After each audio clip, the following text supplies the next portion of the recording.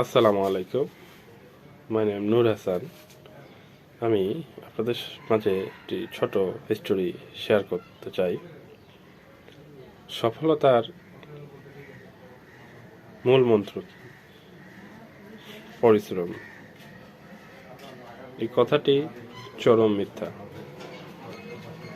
পরিশ্রম করে যদি সফলতা অর্জন করা যাইত, তাহলে তো রিক্সা যারা চালায়, ভ্যান চালায়, তারা সফল হইতে পারত। কিন্তু কই, তারা তো সফল না। সফলতা অর্জন করতে গেলে আপনাকে বুদ্ধি, মেধা খাটাতে হবে। সফল ব্যক্তিরা কম কথা বলে, কম মানুষের সাথে মিশে। আপনি দেখবেন আমাদের সামনে Warren Buffett, Donald Trump, mark Zuckerberg এদেরকে তুলে ধরা হচ্ছে।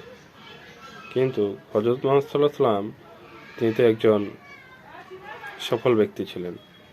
তিনি ইসলামের পাশাপাশি ব্যবসা বাণিজ্য করছেন, অনেক কিছুই করছেন। কিন্তু আমরা সেটিকে বিশ্বাস না করে পশ্চিমাদের দিক দর্শনে চলতেছি।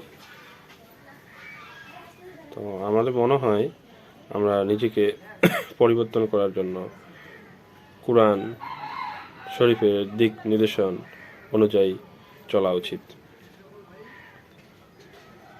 সফলতা মানে কি? সরকারি চাকরি? আচ্ছা, সফলতা মানে কি? বাড়ি, গাড়ি, সম্পদ?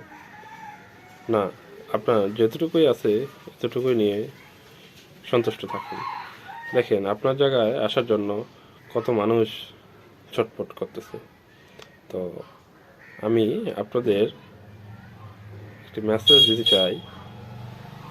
আপনি যেটি নিজেই ভালো মনে করেন সেটি করেন।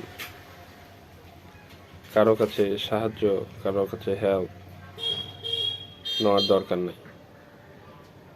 আপনি আপনার মনটাকে সমুদ্রের মতো বড় করুন। দেখবেন ছোট ছোট নদীরা আপনার মাঝে এসে সংযুক্ত হয়েছে। ধন্যবাদ।